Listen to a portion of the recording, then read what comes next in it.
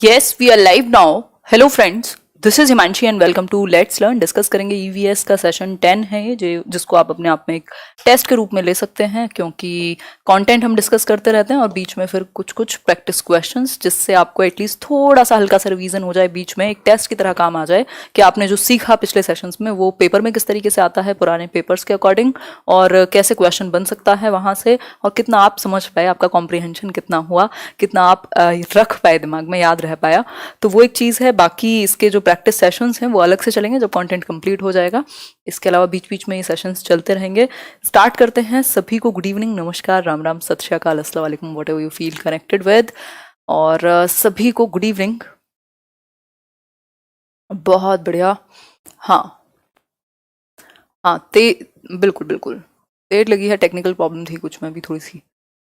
कौन सा camera use करते हो? ये सोनी का है, एक अच्छा सा है कैमरा, मतलब पहले एक और बाद में बात करेंगे इस बारे में, अभी मैं ऐसे किसी और लाइव सेशन में बात करेंगे, है ना। तो चलिए फर्स्ट क्वेश्चन पर आ जाते हैं आज के लिए और थोड़ा सा डिस्कशन कर लेते हैं, फिर बाद में बात कर लेंगे इस बारे में। फर्स्ट क्वेश्चन क्या है? In the villages of Bihar many farmers do bee keeping and collect honey to earn extra money. The best time to start bee keeping is. भाई बिहार के कई गांवों में अतिरिक्त किसके लिए, धन के लिए, या कह सकते हैं एक इनकम के लिए क्या करते हैं कई लोग? मधुमक्खी पालन करते हैं। और मधुमक्खी पालन का सबसे सही समय कौन सा होगा? तो ये अपने आप में एक चैप्टर है बी कीपिंग पर, और मैं आपके साथ डिस्कस भी कर चुकी हूँ पहले ही सेशन में कि बी कीपिंग के लिए, मधुमक्खी पालन के लिए कौन सा समय सबसे बेहतर रहता है। पहला ऑप्शन है जनवरी टू मार्च का, फिर है अप्रैल टू जून, फिर है जुलाई टू सितंबर, और डी ऑप्शन कहता है अक्टूबर टू दिसंबर। बहुत बड़े आप लोग आंसर कर रहे हैं, ज्यादातर लोगों के आंसर एकदम करेक्ट हैं। जब ऐसे 2-3 हजार लोग आप लोग साथ में मिलकर आंसर करते हैं या एक डिस्कशन होता है तो अपने आप एनर्जी डबल हो जाती है। अक्टूबर टू दिसंबर जो है वो बेस्ट टाइम रहेगा अगर हम बात करें मधुमक्खी पालन के लिए शुरुआत करने के लिए। तो डी ऑप्शन इसमें सही आंसर हुआ। क्लियर हुई बात यहां तक की? एग्जैक्टली। आगे बढ़ेंगे नेक्स्ट क्वेश्चन पर, देखेंगे नेक्स्ट क्वेश्चन में कितने हद तक ठीक हो पाती है चीज। क्वेश्चन है, अच्छा क्वेश्चन है, in which one of the following groups are the words intimately related. भाई आंतरिक रूप से रिलेटेड हैं। कुछ 4 वर्ड्स दिए हुए हैं हर एक ऑप्शन में, और उन 4 वर्ड्स में से कौन से वो वर्ड्स हैं जो आपस में इंटर रिलेटेड हैं, इंटीमेटली कनेक्टेड हैं, एक दूसरे से संबंध रखते हैं। फटाफट से देखिए 4 ऑप्शंस, ये देखने वाला क्वेश्चन है। फिर उसके बाद हम लोग आगे बढ़ेंगे। नाम नहीं लिया जाएगा, पहले क्वेश्चंस डिस्कस करेंगे, बाद में नाम लिया जाएगा, है ना। मैं बिहार से हूँ। बहुत बढ़िया जी, आंसर कीजिए। आयरन। हाँ, मिक्स्ड आंसर्स दे रहे हैं आप लोग। देखिए समझिए, जो आंसर होगा वो बी होगा। तो जितने भी लोगों ने बी आंसर किया है, जो कि कम ही लोगों ने किया है, आयरन की कमी से हीमोग्लोबिन डाउन जाएगा, और हीमोग्लोबिन डाउन जाएगा तो एनीमिया होगा आपको, और एनीमिया की कमी जो है वो पूरी होगी आंवला से, यानी कि आंवला में आयरन होता है। तो ये कनेक्शन ज्यादा बेहतर बनता है बाकी के 3 ऑप्शन से। क्लियर हुई बात? तो आंसर जो है वो इसका बी ऑप्शन है, क्रिस्टल क्लियर। आगे बढ़ेंगे, नेक्स्ट क्वेश्चन देखेंगे। नेक्स्ट क्वेश्चन क्या कहता है एक बार समझेंगे। अच्छा क्वेश्चन है, इस पर हमारा डिस्कशन हुआ था। पिक्चर्स आपको याद होंगी। Select the correct statements about snakes. Snakes पर एक क्वेश्चन कई बार आया हुआ क्वेश्चन है। स्नेक्स के ऊपर अलग अलग तरीके से घुमा करके पूछता है स्नेक्स के बारे में। बिल्कुल। तो स्नेक्स की अगर हम बात करें तो स्नेक्स के विषय में कौन सी बात ठीक होगी? पहला ऑप्शन है only 4 types of poisonous snakes are found in our country. हमारे देश में केवल 4 प्रकार के जहरीले सांप पाए जाते हैं। या फिर B option, cobra is a poisonous variety of snakes. जो कोबरा है वो एक जहरीली वैरायटी है सांपों की। या फिर a poisonous snake has 4 hollow teeth fangs through which the poison enters the body of a person when the snake bytes.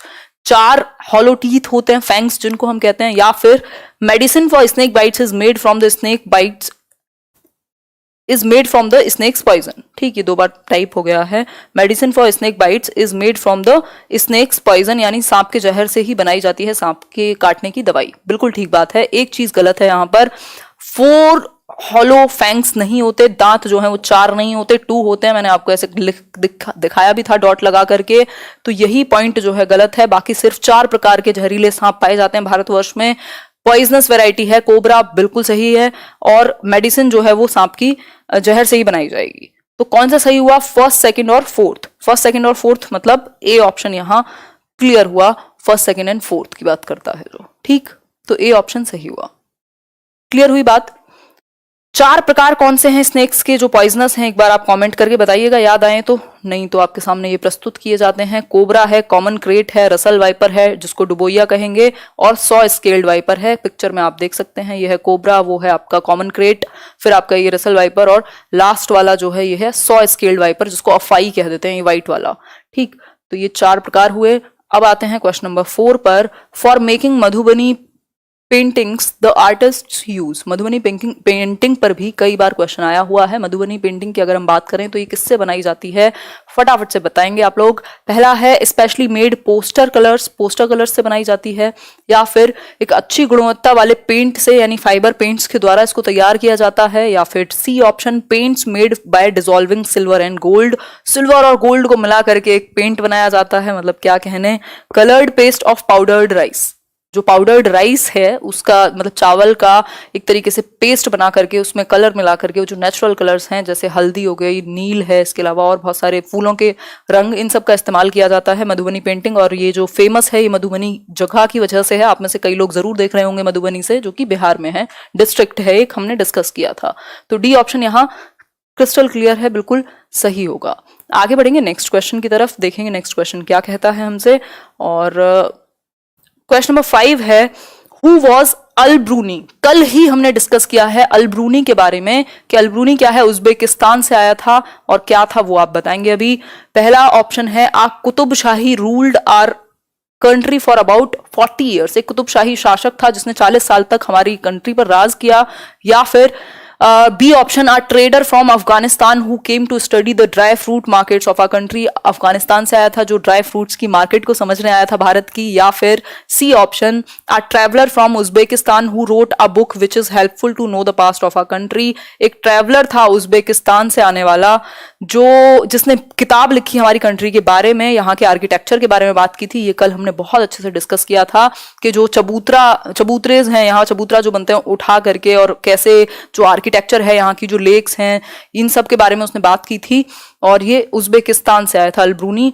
ठीक, तो ये कश्मीर से कन्याकुमारी वाली बात नहीं होगी। सी ऑप्शन यहाँ सही होगा अल-ब्रूनी के बारे में। क्लियर हुई बात? बहुत बढ़िया, आप लोग सही आंसर कर रहे हैं। बहुत तेजी से कमेंट्स आ रहे हैं, मैं नाम नहीं पढ़ पा रही हूँ सभी का। श्वेता, बहुत ही अच्छी बात है। नेक्स्ट क्वेश्चन है question number 6, mount Everest is a part of. हमने बात की थी भाई बछेंद्री पाल की, जो कि भारत की पहली महिला और विश्व की 5वीं महिला बनी माउंट एवरेस्ट के चोटी पर जाने वाली, जिसको सागर माथा भी कहते हैं। माउंट एवरेस्ट की चोटी की अगर हम बात करें तो इसको सागर माथा कहा जाएगा। तो सागर माथा भी पूछ लेगा तो आप कंफ्यूज नहीं होंगे, अभी कल परसों ही हमने डिस्कस किया था। ये है कहाँ, ये आपसे पूछा है। 4 ऑप्शन है आपकी जगह, आपके सामने। 8848 मीटर की इसकी जो है हाइट है, यानी 29,029 फीट की। और ऑन एन एवरेज अगर हम उस पर देखें एनसीईआरटी में तो 8900 मीटर यानी 8900 मीटर्स। तो अगर हम बात करें जो ये पीक है माउंट एवरेस्ट की, इंडिया में है, तिब्बत में है, नेपाल में है, या म्यांमार में है, किसका पार्ट है? बिल्कुल बात सही है आपकी, नेपाल में है। ठीक, आंसर होगा नेपाल। तो ये गलती हम नहीं करेंगे, सी ऑप्शन होगा सिंपल सही आंसर। हमने बात की थी कैसे वार्म रखता है इनकी बॉडी को, जो चीजें हैं, जो लोग क्लाइंबिंग करते हैं कैसे 90 डिग्री का एंगल होना चाहिए, उनका स्ट्रेट होनी चाहिए बैक, कितनी सारी चीजें डिस्कस की थी कल परसों के सेशन में ही।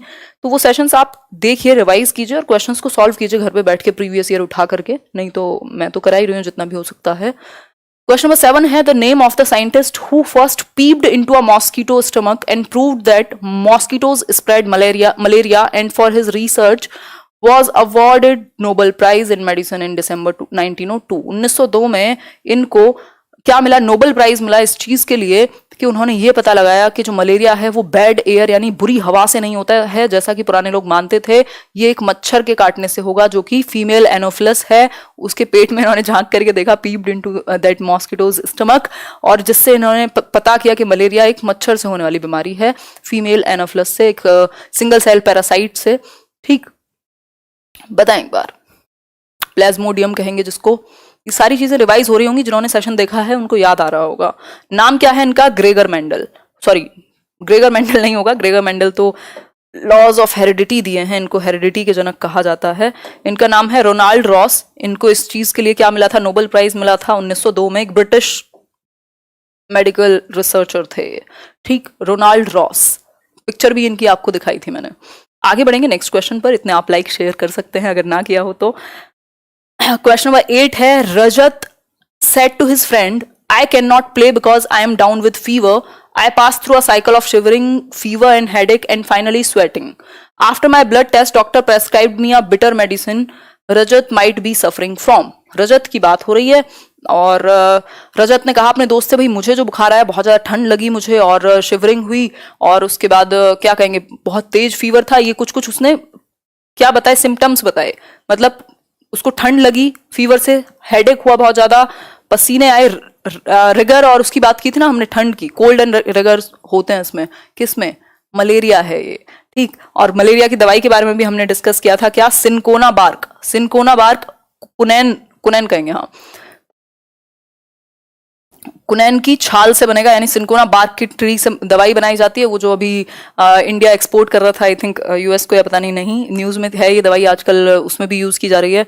क्या है ये बताओ, कोई भूल सकता है अभी इतनी बड़ी सर दर्द को, क्या चल क्या रही है प्रॉब्लम, एक बार बताओ मेरे को, ऐसे एमनेजिया हो गया है आजकल। कोरोना, कोरोना में भी हेल्प कर रही है ये, है ना, तो ये एक बेसिक बात है, ऐसे दवाई नहीं है कोरोना की, बट यूज किया जा रहा है इसको, ठीक। आगे बढ़ेंगे, तो ये मलेरिया की बात हुई, सिनकोना बार्क से बनाई जाती है और इसकी टैबलेट्स यूज की जाती हैं, पुराने टाइम में बात हुई थी, हाँ बहुत बढ़िया, कोविड-19 कोरोना, एग्जैक्टली, हाँ। नेक्स्ट है question number 9, select the correct statements about Abu Dhabi.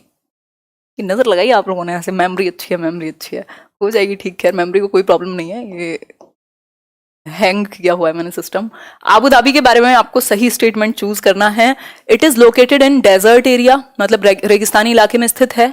Water is costlier than petrol in Abu Dhabi, जो पानी है वो ज्यादा महंगा है पेट्रोल से।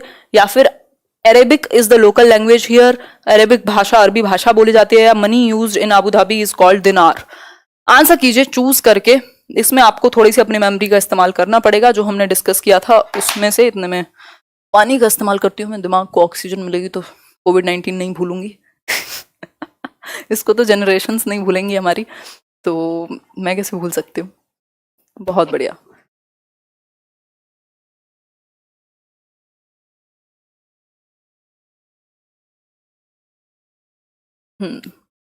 आंसर क्या है, देखो बात सारी सही है, बस दिनार सही नहीं है, ठीक। दिनार सही नहीं है, आई थिंक दिरहम का इस्तेमाल किया जाता है, if I am not wrong, तो जो वहाँ की करेंसी है, दिनार नहीं है, कुवैत में यूज होती है दिनार।